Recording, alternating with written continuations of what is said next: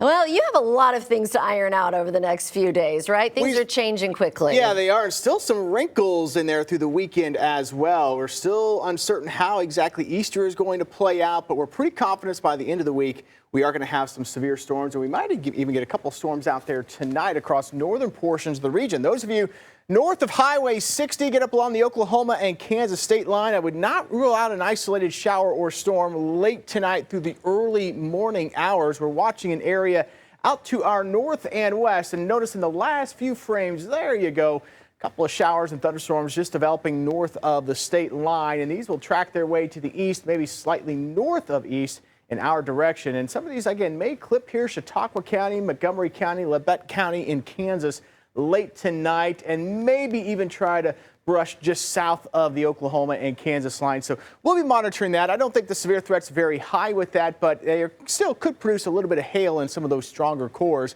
And again, zooming out across the area, most of us are very quiet and will stay quiet as we go overnight tonight into tomorrow morning. The southerly winds, they are going to continue. In fact, tomorrow, probably even a little stronger, as those south winds could gust 40+ miles per hour tomorrow.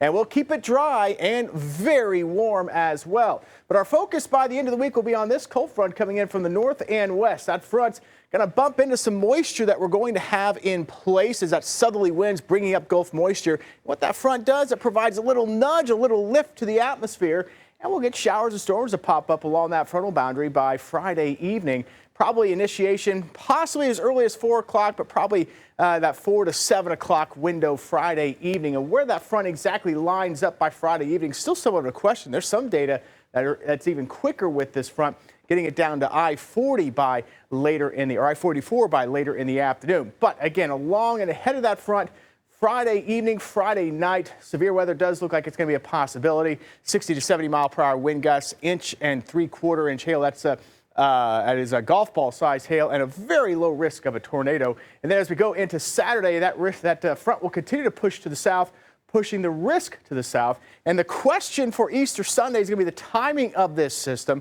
Right now, it looks like the higher potential for severe weather may end up to our east, but if the system's a little slower, that could back this severe weather back here into eastern Oklahoma. So we're still trying to fine-tune the timing of that system, and some rain will come with it as well. Widespread 1 to 3 inch rainfall totals. Localized spots where some of these storms could train over each other could see 4+ inches of rain. Wind shaking around the Raids RV Weather Camera Network right now. It's going to do more of that tomorrow. 81, by the way, right now. That has been our high temperature for the day. We're going to go even warmer than that tomorrow.